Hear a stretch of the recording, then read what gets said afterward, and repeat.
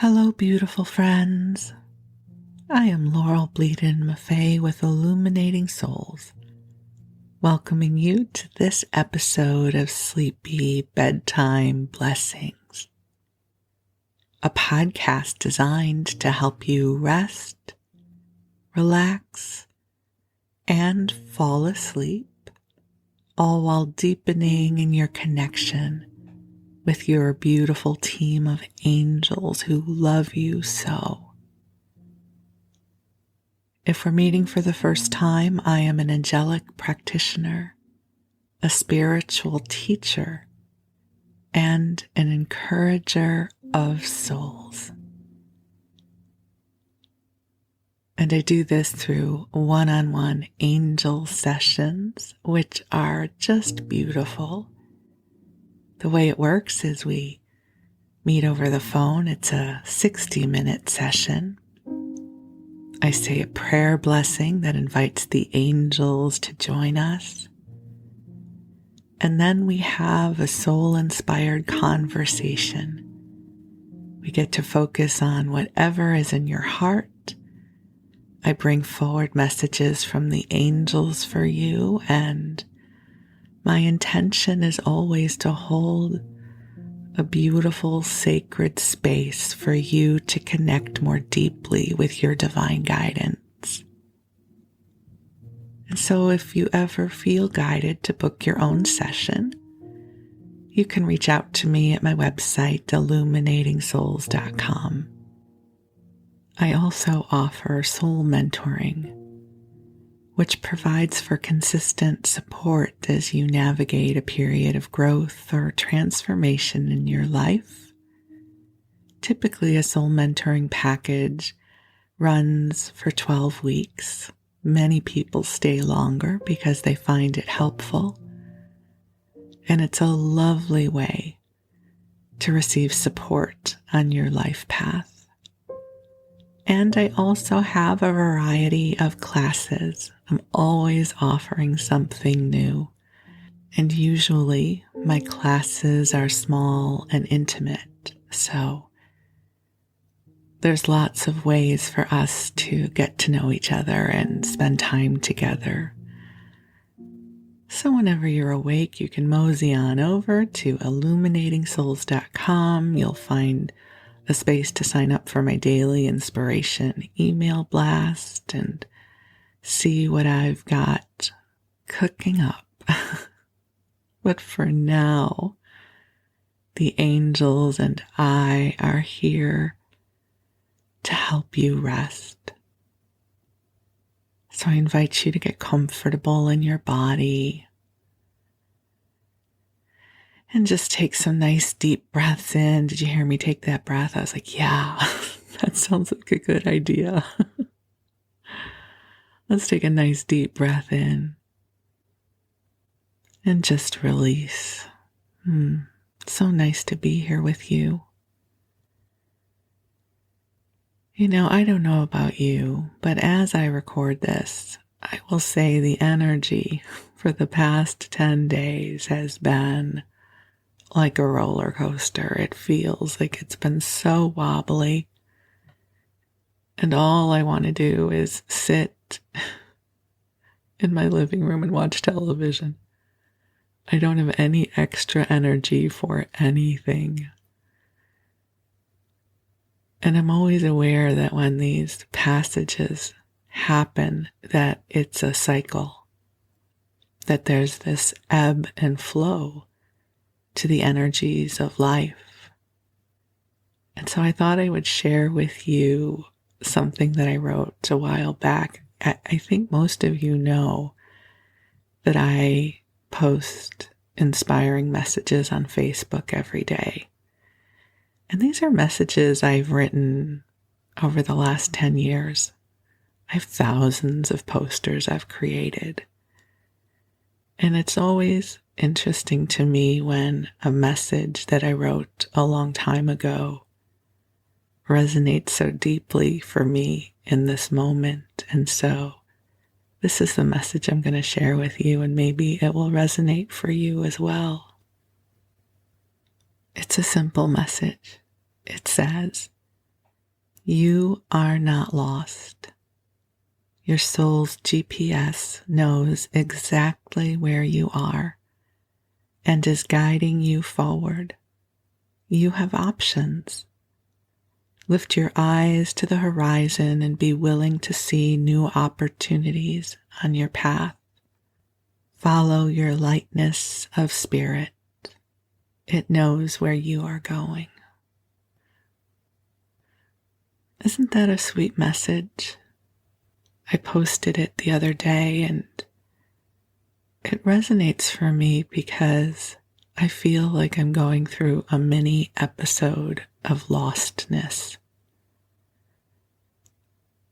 And I don't mean that to sound scary. It's not scary lostness. It's more a feeling of being a bit disoriented.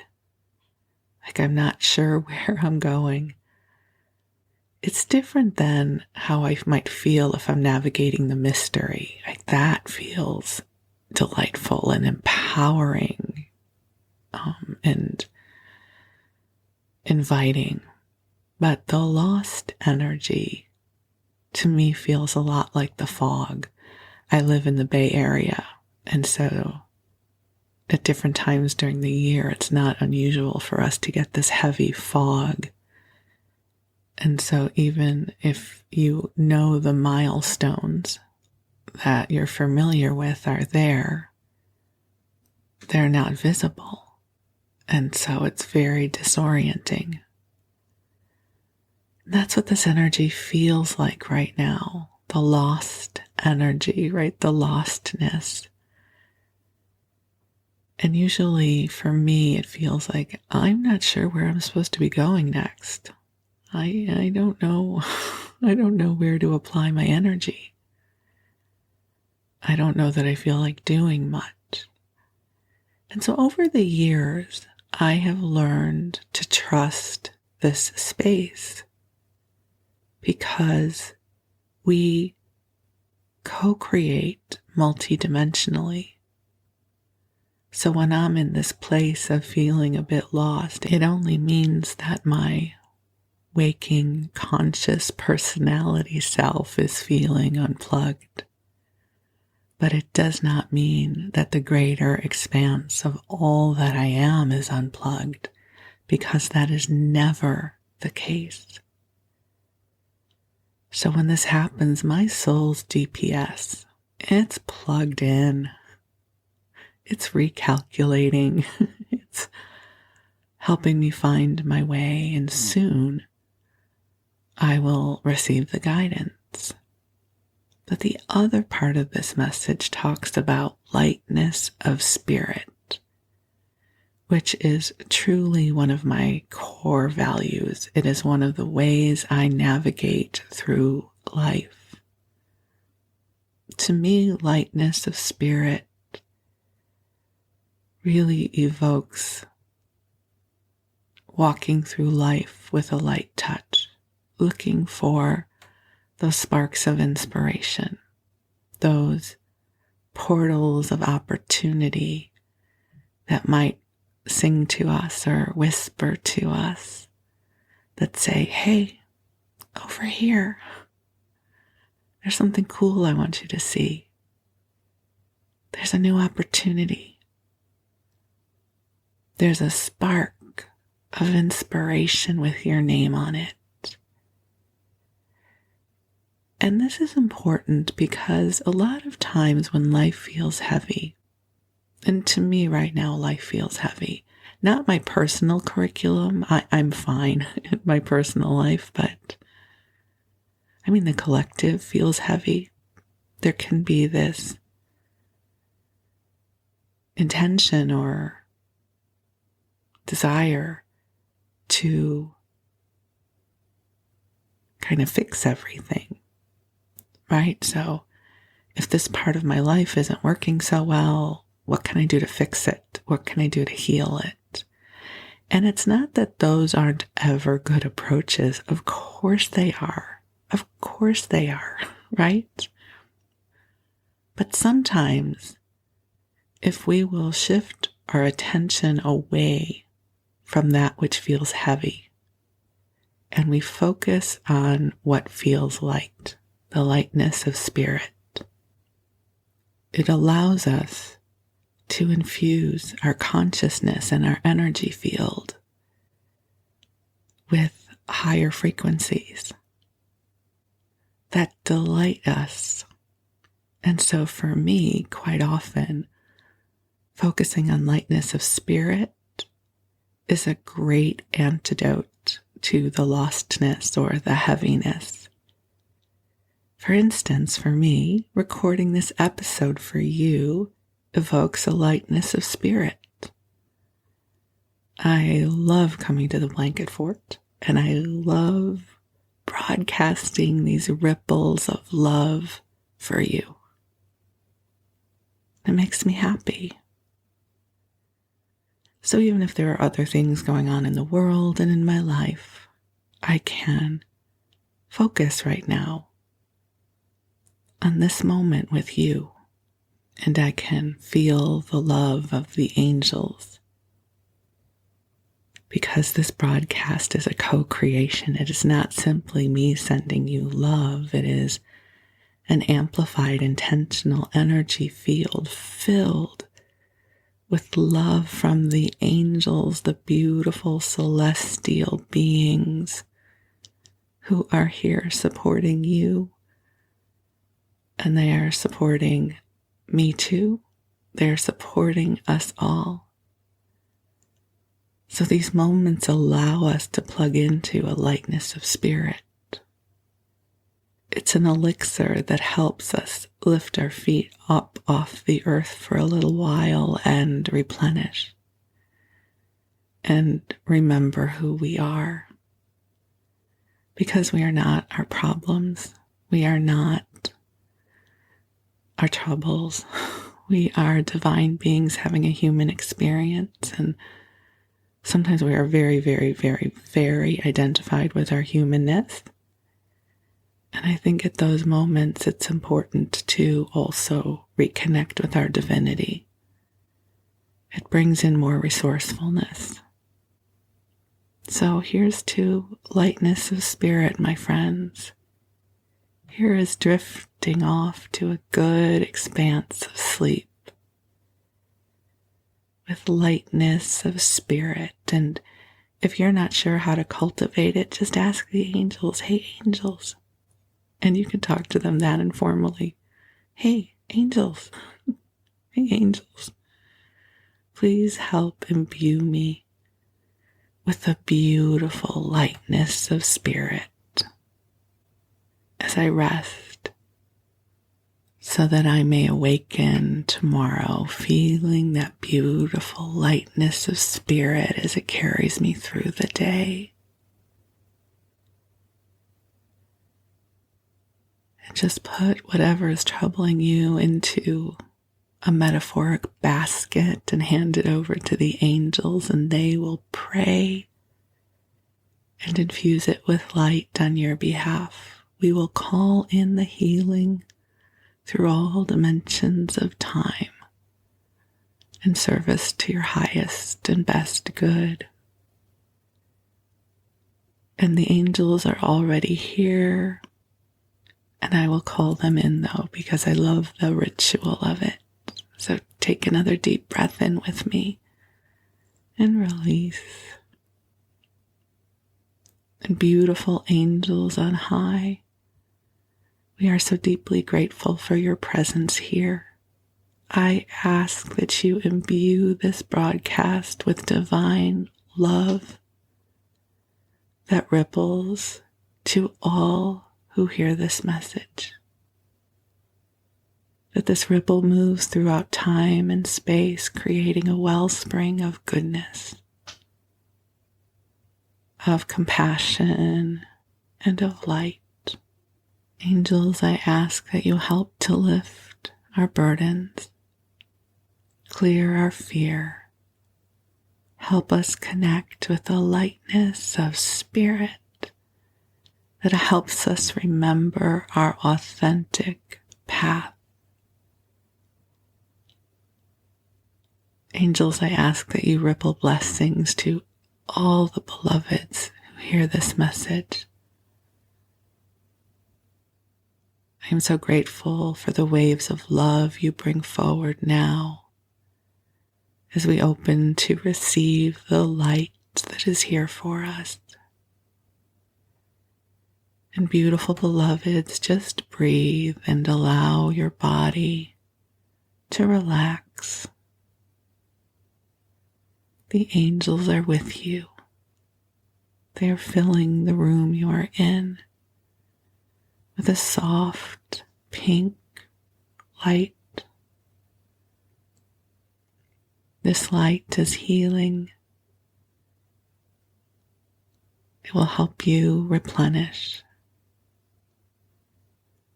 It is helping you to remember the brightness and the fullness of your authentic self. You, dear one, are a blessing here on earth. Truly you are. And I am so deeply grateful for the opportunity to be here with you now. What a special and precious moment this is as we gather together to pay tribute to you. You are remarkable. You are a gift from on high. You are one of the ways God's love is made visible on this planet. Reverend Michael Beckwith says that, and whenever he does, my whole soul smiles. You are one of the ways God's love is made visible on this planet. We thank God for the gift of you. There's a little taste of agape spiritual center for you. So take a breath in and release and allow yourself to drift off whenever you are ready. And while you do, I'm going to read you a story. And for our story tonight, I really want to return to Anne of Green Gables. I hope you're enjoying this story. I love Anne, and I love sharing her story with you.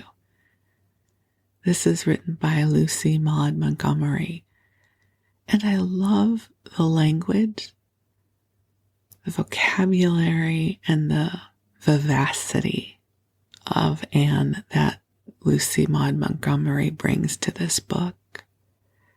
So I'll give you a rambling synopsis.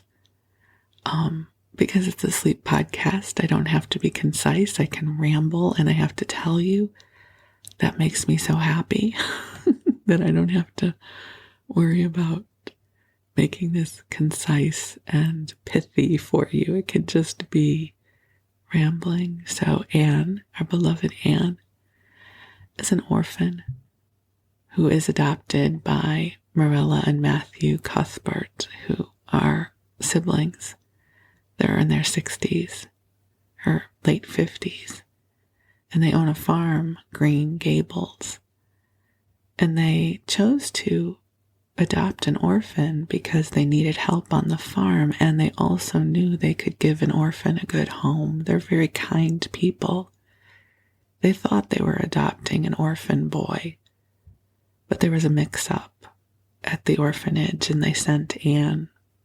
So it's Anne with an E, as Anne would be the first to tell you. Her E is very important to her. Anne is a daydreamer. She is a storyteller. She is fanciful. She is fanciful. And she is full of big dreams. She feels deeply. She is very dramatic. So she's just delightful. And Anne's greatest wish is for a bosom friend, what we might call a best friend. And she finds that in her neighbor, Diana Barry. They are bosom friends, and they walk back and forth to school together, and they name all of the different places around Green Gables with big, vibrant names. And they daydream together and they tell each other stories. And one day Marilla says that Anne can invite Diana over for tea.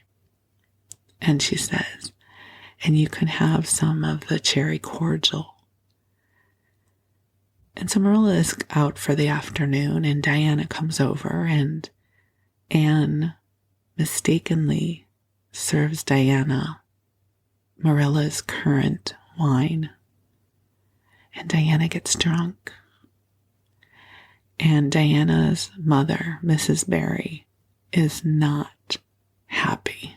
She thinks Anne is a bad influence on Diana, and she says they cannot see each other anymore, that Anne is no good for Diana. And the two girls are despondent.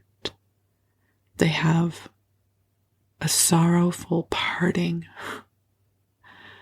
where they promise to love each other forever, and Anne asks for a lock of Diana's hair. It's very emotional. And I'm laughing because I love how big their emotions are, because I remember feeling that way when I was a kid. My emotions were way too big for my life. And so we pick up the story where Anne is in this imposed separation from Diana, and she's talking to Marilla about it.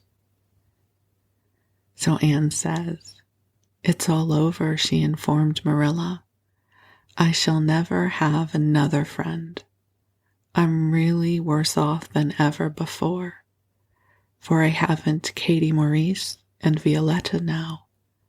And Katie Maurice and Violetta were her imaginary friends that she had before she met the real live Diana. So I haven't Katie Maurice and Violetta now. And even if I had, it wouldn't be the same. Somehow, little dream girls are not satisfying after a real friend. Diana and I had such an affecting farewell down by the spring. It will be sacred in my memory forever. I used the most pathetic language I could think of and said thou and thee. Thou and thee seem so much more romantic than you. Diana gave me a lock of her hair, and I am going to sew it up in a little bag and wear it around my neck all my life. Please see that it is buried with me, for I don't believe I'll live very long." Sorry. I love Anne. Oh, I just feel her little heart here, right? Please see that it is buried with me, for I don't believe I'll live very long. Perhaps when she sees me lying cold and dead before her, Mrs. Barry may feel remorse for what she has done and will let Diana come to my funeral. I love Anne. I don't think there's a... Okay, so this is Marilla, and Marilla is very practical, and she is typically unaffected by Anne's dramatic approach to life. So this is Marilla's response. "I don't think there is much fear of you dying of grief as long as you can talk, Anne," said Marilla unsympathetically. The following Monday, Anne surprised Marilla by coming down from her room with her basket of books on her arm and her hip and her lips primmed up into a line of determination. "I am going back to school," she announced. "That is all there is left in life for me, now that my friend has been ruthlessly torn from me. In school, I can look at her and muse over days departed."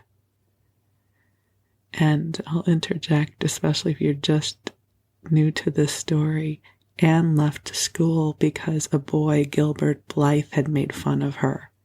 And Gilbert has tried to apologize, but Anne is not having it. So Anne has been studying at home all this time. "You'd better muse over your lessons and sums," said Marilla, concealing her delight at this development of the situation. If you're going back to school, I hope we'll hear no more of breaking slates over people's head and such carryings on. Behave yourself and do just what your teacher tells you.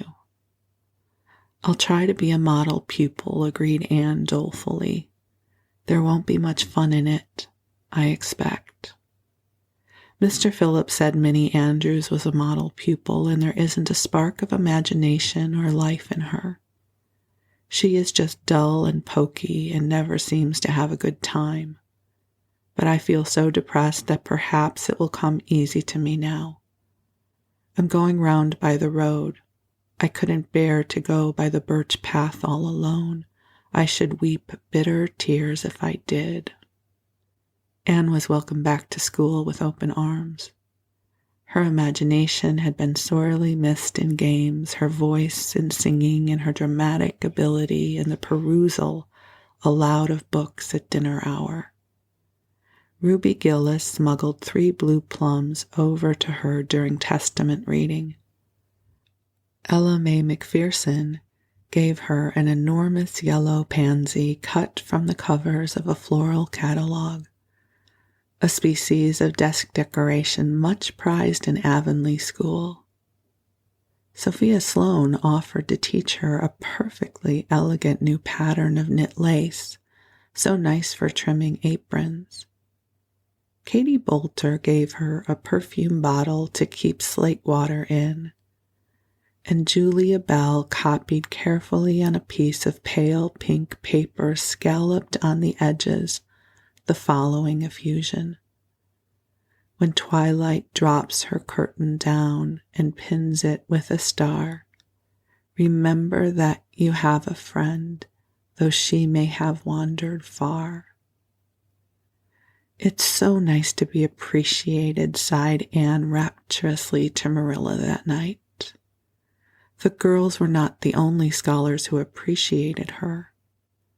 When Anne went to her seat after dinner hour, she had been told by Mr. Phillips to sit with the model, Minnie Andrews.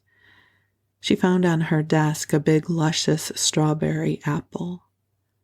Anne caught it up all ready to take a bite when she remembered that the only place in Avonlea where strawberry apples grew was in the old Blythe orchard on the other side of the lake of shining waters.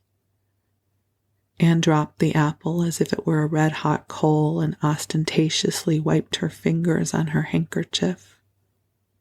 The apple lay untouched on her desk until the next morning, when little Timothy Andrews, who swept the school and kindled the fire, annexed it as one of his prerequisites. Charlie Sloane's slate pencil, gorgeously bedizened with stripes, red and yellow paper, costing 2 cents where ordinary pencils cost only 1, which he sent up to her after dinner hour, met with a more favorable reception. Anne was graciously pleased to accept it and rewarded the donor with a smile which exalted that infatuated youth straightway into the 7th heaven of delight, and caused him to make such fearful errors in his dictation that Mr. Phillips kept him after school to rewrite it.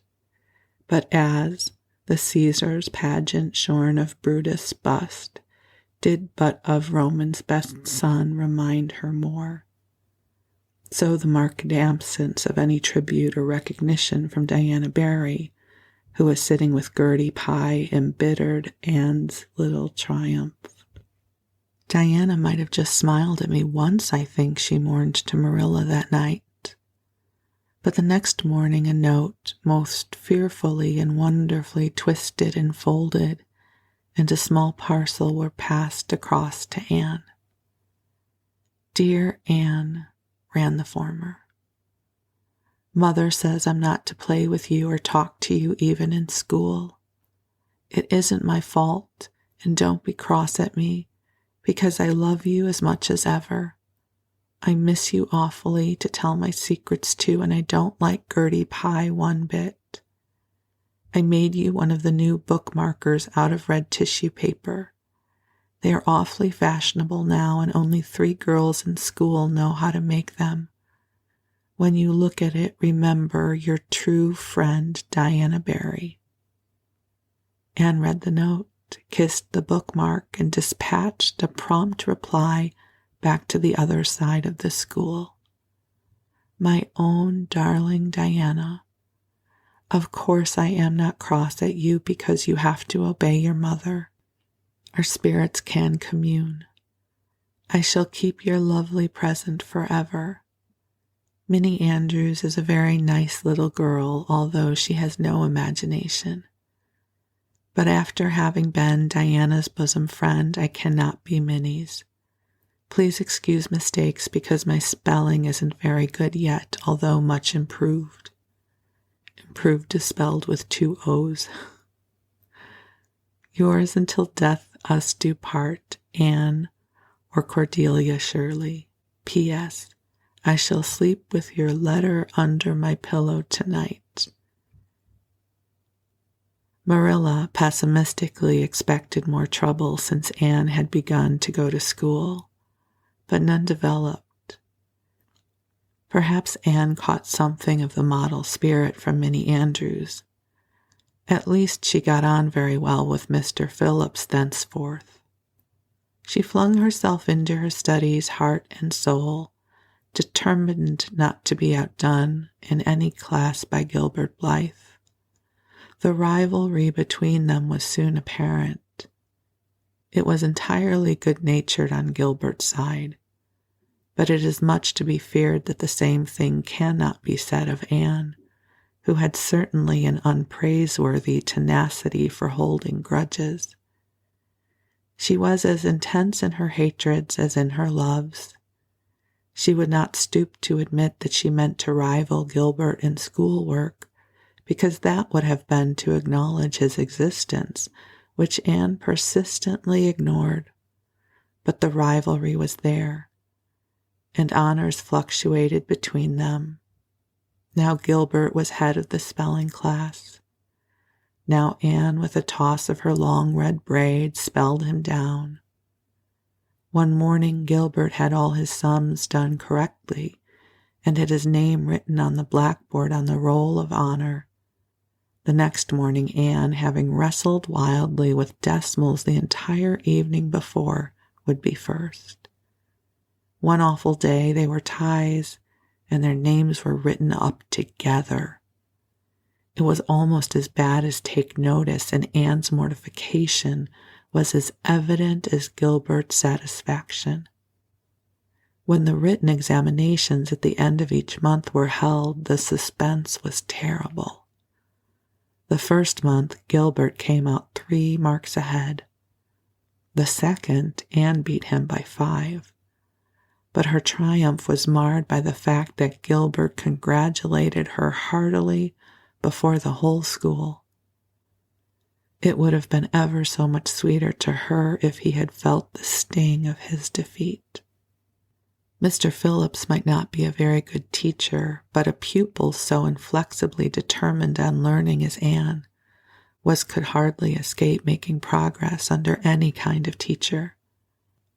By the end of the term, Anne and Gilbert were both promoted into the 5th class and allowed to begin studying the elements of the branches by which Latin, geometry, French, and algebra were meant. In geometry, Anne met her Waterloo. "It's perfectly awful stuff, Marilla," she groaned. "I'm sure I'll never be able to make head or tail of it. There's no scope for imagination in it at all. Mr. Phillips says I'm the worst dunce he ever saw at it. I mean, some of the others are so smart at it, and it's extremely mortifying, Marilla. Even Diana gets along better than I do, but I don't mind being beaten by Diana. Even although we met as strangers, now I still love her with an inextinguishable love. It makes me very sad at times to think about her, but really, Marilla, one can't stay sad very long in such an interesting world, can one?" I love that. One can't stay sad very long in such an interesting world. That's such a great quote. I love that. Okay. So we continue to chapter 18, Anne to the rescue. All things great are wound up with all little things. At first glance, it might not seem that the decision of a certain Canadian premier to include Prince Edward Island in a political tour could have much or anything to do with the fortunes of little Anne Shirley at Green Gables, but it had. It was in January the premier came to address his loyal supporters and such of his non-supporters as chose to be present at the monster mass meeting held in Charlottetown. Most of the Avonlea people were on the premier's side of politics. Hence, on the night of the meeting, nearly all the men and a goodly proportion of the women had gone to town 30 miles away. Mrs. Rachel Lynde had gone too. Mrs. Rachel Lynde was a red-hot politician and couldn't have believed that the political rally could be carried through without her, although she was on the opposite side of politics. So she went to town and took her husband. Thomas would be useful in looking after the horse, and Marilla Cuthbert with her. Marilla had a sneaking interest in politics herself, and as she thought it might be her only chance to see a real live premiere, she promptly took it, leaving Anne and Matthew to keep the house until her return the following day. Hence, while Marilla and Mrs. Rachel were enjoying themselves hugely at the mass meeting, Anne and Matthew had the cheerful kitchen at Green Gables all to themselves. A bright fire was glowing in the old-fashioned Waterloo stove, and blue-white frost crystals were shining on the window panes. Matthew nodded over a farmer's advocate on the sofa, and Anne at the table studied her lessons with grim determination, despite sundry wistful glances at the clock shelf where lay a new book that Jane Andrews had lent her that day. Jane had assured her that it was warranted to produce any number of thrills or words to that effect, and Anne's fingers tingled to reach out for it, but that would mean Gilbert Blythe's triumph on the morrow. Anne turned her back on the clock shelf and tried to imagine it wasn't there. Matthew, did you ever study geometry when you went to school?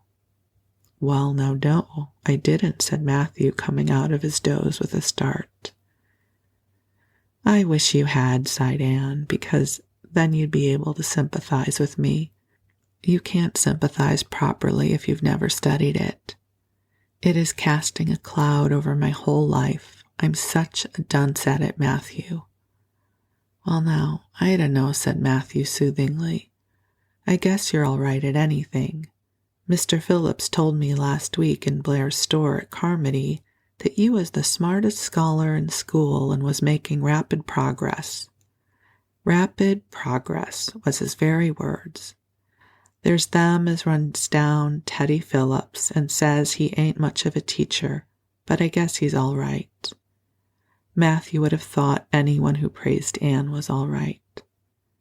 I'm sure I'd get better with geometry if only he wouldn't change the letters, complained Anne. I learned the proposition off by heart, and then he draws it on the blackboard and puts different letters from what are in the book, and I get all mixed up. I don't think a teacher should take such a mean advantage, do you? We're studying agriculture now, and I've found out at last what makes the roads red. It's a great comfort. I wonder how Marilla and Mrs. Lynde are enjoying themselves.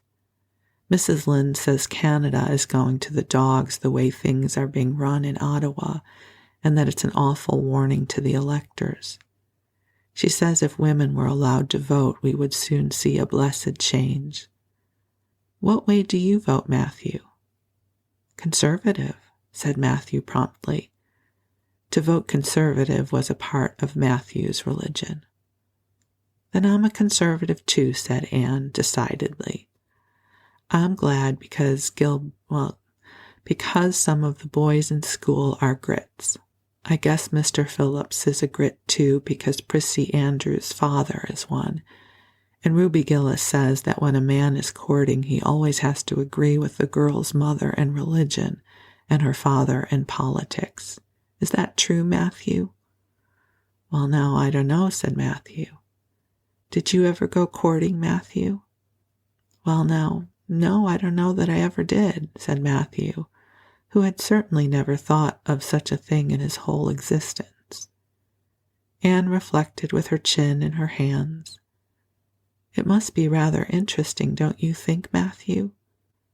Ruby Gillis says when she grows up she's going to have ever so many bows on the string and have them all crazy about her. But I think that would be too exciting. I'd rather have just one in his right mind. But Ruby Gillis knows a great deal about such matters because she has so many big sisters. And Mrs. Lynde said the Gillis girls have gone off like hotcakes. Mr. Phillips goes up to see Prissy Andrews nearly every evening. He says it is to help her with her lessons, but Miranda Sloane is studying for Queen's too, and I should think she needed help a lot more than Prissy because she's ever so much stupider, but he never goes to help her in the evenings at all. There are a great many things in this world that I can't understand very well, Matthew. Well now, I don't know as I comprehend them all myself, acknowledged Matthew. Well, I suppose I must finish up my lessons. I won't allow myself to open that new book Jane lent me until I am through. But it is a terrible temptation, Matthew. Even when I turn my back on it, I can see it there just as plain. Jane said she cried herself sick over it. I love a book that makes me cry, but I think I'll carry that book into the sitting room and lock it in the jam closet and give you the key. And you must not give it to me, Matthew, until my lessons are done, not even if I implore you on my bended knees. It's all very well to say resist temptation, but it's ever so much easier to resist it if you can't get the key. And then I shall run down to the cellar and get some russets. Matthew, would you like some russets?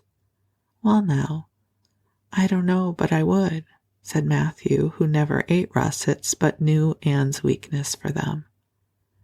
Just as Anne emerged triumphantly from the cellar with her plate full of russets, came the sound of flying footsteps on the icy boardwalk outside. And the next moment the kitchen door was flung open and in rushed Diana Barry, white-faced and breathless, with a shawl wrapped hastily around her head. Anne promptly let go of her candle and plate in her surprise, and plate, candle, and apples crashed together down the cellar ladder and were found at the bottom embedded in melted grease the next day by Marilla, who gathered them up and thanked mercy the house hadn't been set on fire. Whatever is the matter, Diana? Cried Anne. Has your mother relented at last? Oh, Anne, do come quick, implored Diana nervously. Minnie May is awful sick. She's got croup. Young Mary Joe says, and father and mother are away to town, and there's nobody to go for the doctor. Minnie May is awful bad, and young Mary Joe doesn't know what to do, and oh, Anne, I am so scared. Matthew, without a word, reached out for cap and coat, slipped past Diana, and away into the darkness of the yard. He's gone to harness the sorrel mare to go to Carmody for the doctor, said Anne, who was hurrying on hood and jacket. I know it as well as if he'd said it so. Matthew and I are such kindred spirits I can read his thoughts without words at all. I don't believe he'll find the doctor at Carmody, sobbed Diana. I know that Dr. Blair went to town, and I guess Dr. Spencer would go too. Young Mary Joe never saw anybody with croup, and Mrs. Lynde is away. Oh, Anne.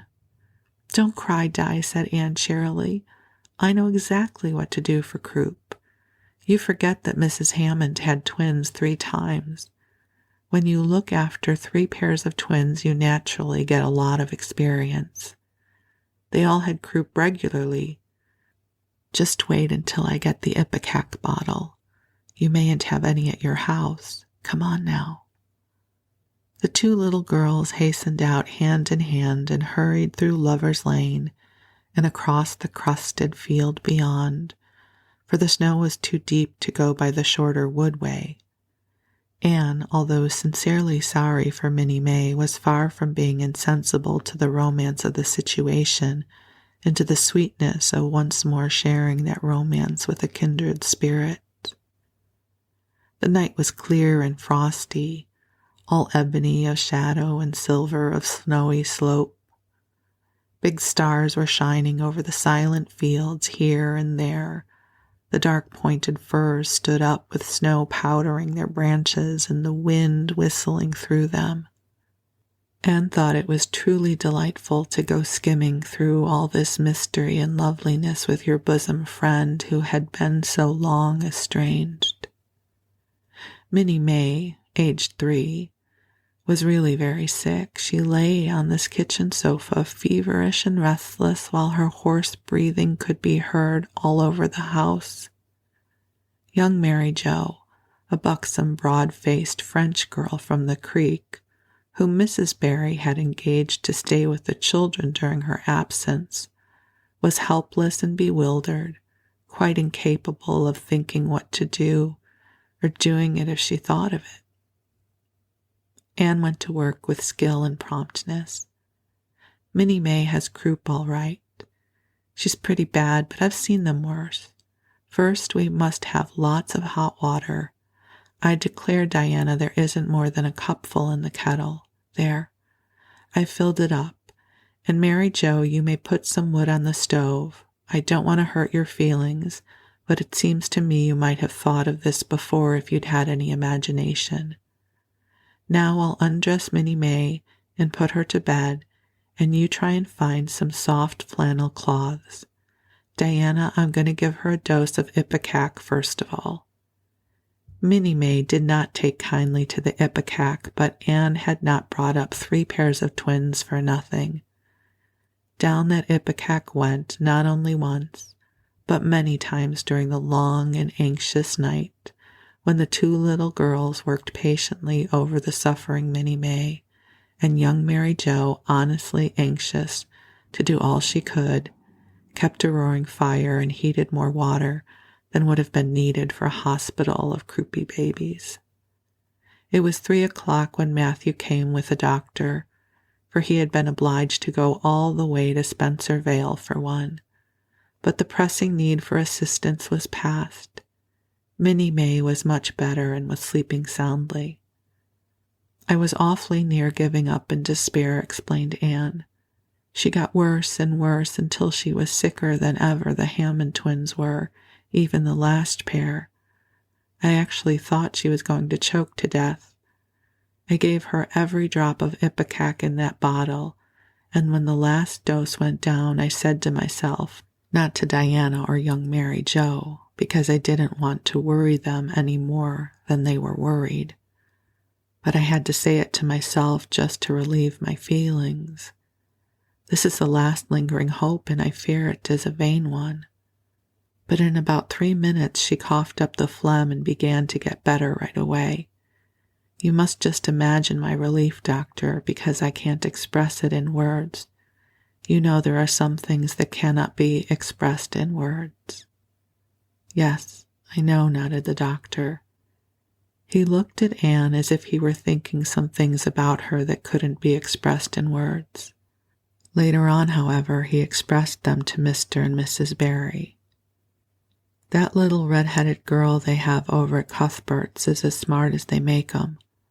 I'll tell you, she saved that baby's life, for it would have been too late by the time I got there.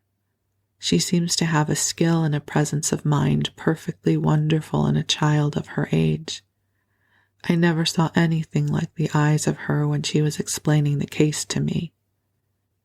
Anne had gone home in the wonderful white-frosted winter morning, heavy-eyed from loss of sleep, but still talking unweariedly to Matthew as they crossed the long white field and walked under the glittering fairy arch of the Lovers' Lane maples. Oh, Matthew, isn't it a wonderful morning? The world looks like something God had just imagined for his own pleasure, doesn't it? Those trees look as if I could blow them away with a breath. Poof! I'm so glad I live in a world where there are white frosts, aren't you? And I am so glad Mrs. Hammond had 3 pairs of twins after all. If she hadn't, I mightn't have known what to do for Minnie May. I am real sorry I was ever cross with Mrs. Hammond for having twins. But oh, Matthew, I'm so sleepy. I can't go to school. I just know I couldn't keep my eyes open and I'd be so stupid. But I hate to stay home for guilt. Some of the others will get ahead of the class and it's so hard to get up again. Although, of course, the harder it is, the more satisfaction you have when you get up, haven't you? Well, now I guess you'll manage all right, said Matthew, looking at Anne's little white face and the dark shadows under her eyes. You just go right to bed and have some good sleep, and I'll do all the chores. Anne accordingly went to bed and slept so long and soundly that it was well on in the white and rosy winter afternoon when she awoke and descended to the kitchen where Marilla, who had arrived home in the meantime, was sitting knitting. Oh, did you see the premier? Exclaimed Anne at once. What did he look like, Marilla? Well, he never got to be a premier on account of his looks, said Marilla. Such a nose as that man had, but he can speak. I was proud of being a conservative. Rachel Lynde, of course, being a liberal, had no use for him. Your dinner is in the oven, Anne, and you can get yourself some blue plum preserve out of the pantry. I guess you're hungry. Matthew has been telling me about last night. I must say it was fortunate that you knew what to do. I wouldn't have had any idea for myself, for I never saw a case of croup. There now, never mind talking till you've had your dinner. I can tell by the look of you that you're just full up with speeches, but they'll keep. Marilla had something to tell Anne, but she did not tell it just then, for she knew if she did, Anne's consequent excitement would lift her clear out of the region of such material matters as appetite or dinner. Not until Anne had finished her saucer of blue plums did Marilla say, Mrs. Barry was here this afternoon, Anne. She wanted to see you, but I wouldn't wake you up. She says you saved Minnie May's life, and she is very sorry she acted as she did in that affair of the currant wine. She says she knows now you didn't mean to set Diana drunk, and she hopes you'll forgive her and be good friends with Diana again. You are to go over this evening, if you'd like, for Diana can't stir outside the door on account of a bad cough she caught last night. Now, Anne Shirley, for pity's sake, don't fly up into the air. The warning seemed not unnecessary, so uplifted and aerial was Anne's expression and attitude as she sprang to her feet, her face irradiated with the flame of her spirit. Oh, Marilla, can I go right now without washing my dishes? I'll wash them when I come back, but I cannot tie myself down to anything so unromantic as dishwashing at this thrilling moment. Yes, yes, run along, said Marilla indulgently. Anne Shirley, are you crazy? Come back this instant and put something on you. I might as well call to the wind. She's gone without a cap or wrap. Look at her tearing through the orchard with her hair streaming. It'll be a mercy if she doesn't catch her death of cold. Anne came dancing home in the purple winter twilight across the snowy places. Afar in the southwest was the great shimmering pearl-like sparkle of an evening star in the sky that was pale golden and ethereal rose over gleaming white spaces and dark glens of spruce. The tinkles of sleigh bells among the snowy hills came like elfin chimes through the frosty air. But their music was not sweeter than the song in Anne's heart and on her lips. You see before you a perfectly happy person, Marilla, she announced. I am perfectly happy. Yes, in spite of my red hair. Just at present, I have a soul above red hair. Mrs. Barry kissed me and cried and said she was so sorry that she could never repay me. I felt fearfully embarrassed, Marilla, but I just said as politely as I could, I have no hard feelings for you, Mrs. Barry. I assure you once and for all that I did not mean to intoxicate Diana, and henceforth I shall cover the past with the mantle of oblivion. I love that. I love Anne. Okay, we'll keep going. That was a pretty dignified way of speaking, wasn't it, Marilla? I felt that I was heaping coals of fire on Mrs. Barry's head, and Diana and I had a lovely afternoon. Diana showed me a new fancy crochet stitch her aunt over at Carmody taught her. Not a soul in Avonlea knows it but us, and we pledged a solemn vow never to reveal it to anyone else. Diana gave me a beautiful card with a wreath of roses and a verse of poetry. If you love me as I love you, nothing but death can part us two. And that is true, Marilla. We are going to ask Mr. Phillips to let us sit together in school again, and Gertie Pye can go with Minnie Andrews. We had an elegant tea. Mrs. Barry had the very best china set out. Marilla, just as if I was real company. I can't tell you what a thrill it gave me. Nobody ever used their best china on my account before, and we had fruitcake and pound cake and donuts and 2 kinds of preserves, Marilla. And Mrs. Barry asked me if I took tea and said, Pa, why don't you pass the biscuits to Anne? It must be lovely to be grown up, Marilla, when just being treated as if you were is so nice. Well, I don't know about that, said Marilla, with a brief sigh. Well, anyway, when I am grown up, said Anne decidedly, I am always going to talk to little girls as if they were 2, and I'll never laugh when they use big words. I know from sorrowful experience how that hurts one's feelings. After tea, Diana and I made taffy. Well, the taffy wasn't very good.